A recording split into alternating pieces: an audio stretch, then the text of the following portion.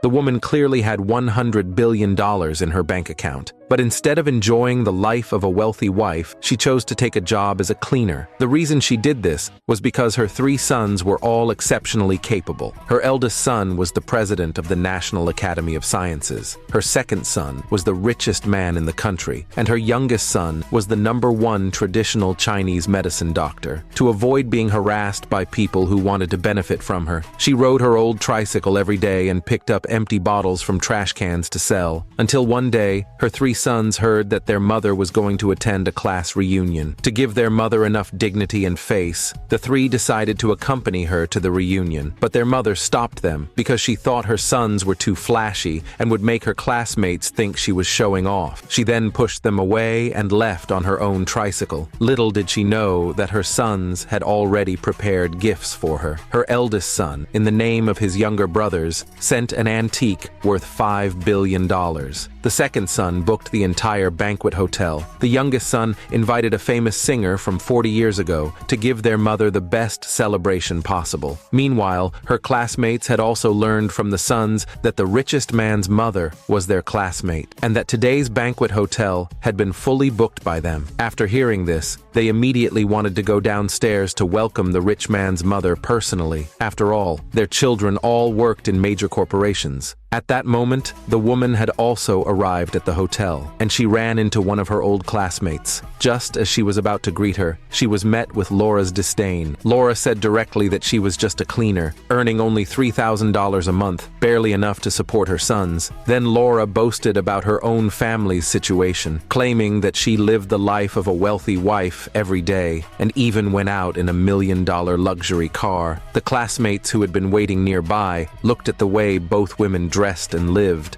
and immediately assumed that Laura was the mother of the richest man. They pushed the woman aside and hurried to flatter Laura instead. They even praised Laura's parenting style, saying she had raised her son to become the chairman of the top corporation. Little did they know that Laura's son was just a driver, and that the luxury car she mentioned actually belonged to her son's boss. The woman standing by tried to explain that her own son was the real chairman, but no one was willing to believe her. They even mocked her as nothing more than a garbage-collecting cleaner. They insisted that the real chairman's mother was Laura. Driven by her ridiculous vanity, Laura admitted that she was indeed the chairman's mother. Watching the crowd leave with her, the woman couldn't help but chuckle softly. Meanwhile, in the banquet hall, everyone had heard about the chairman's antique donation. As they were all guessing who the chairman's mother was, Laura, out of vanity, admitted on the spot that she was the one. She claimed that all the gifts were her son's doing, and that she couldn't stop him. Seeing her classmates' envious gazes, Laura became even more smug, completely forgetting who she really was. Then she asked the woman what her sons had donated to the school. Hearing her classmates mock the woman, Laura finally felt satisfied, because back in school, they had both liked the same boy, but the boy had chosen the woman as his wife. That made Laura extremely jealous of her. The woman didn't want to argue anymore. She simply took out the bag she had brought and said it contained medicinal herbs worth $100,000 each. Drinking them could nourish the body and even treat certain illnesses. She then distributed them to her classmates, but Laura refused to believe it. She immediately asked what the woman's sons did for a living. Not wanting her classmates to think she was showing off, the woman said her eldest son was a repairman, her second son was a businessman, and her youngest son was a doctor. After hearing this, Laura immediately assumed her sons were all useless and unemployed. Thinking of her cleaning job, Laura became convinced that her assumptions were right, believing that the expensive herbs were fake. She then threw the herbs to the ground. Watching the woman crouch down to pick them up, Laura stepped on her hand. Some classmates wanted to intervene, but others stopped them, saying that Laura was now the chairman's mother and they couldn't afford to offend her. So the classmates gave up, letting Laura bully the woman freely. Unable to hold back her anger any longer, the woman grabbed a glass of water from the table and splashed it right onto Laura's face. Seeing Laura still trying to threaten her with that fake identity, the woman immediately exposed her vanity and lies, but the classmates didn't believe her. Laura pointed at the herbs on the floor and accused the woman of bringing fake medicine. She even said she would call the police to have her arrested, but the woman suddenly remembered something. She demanded that Laura compensate her at market price, at least $10 million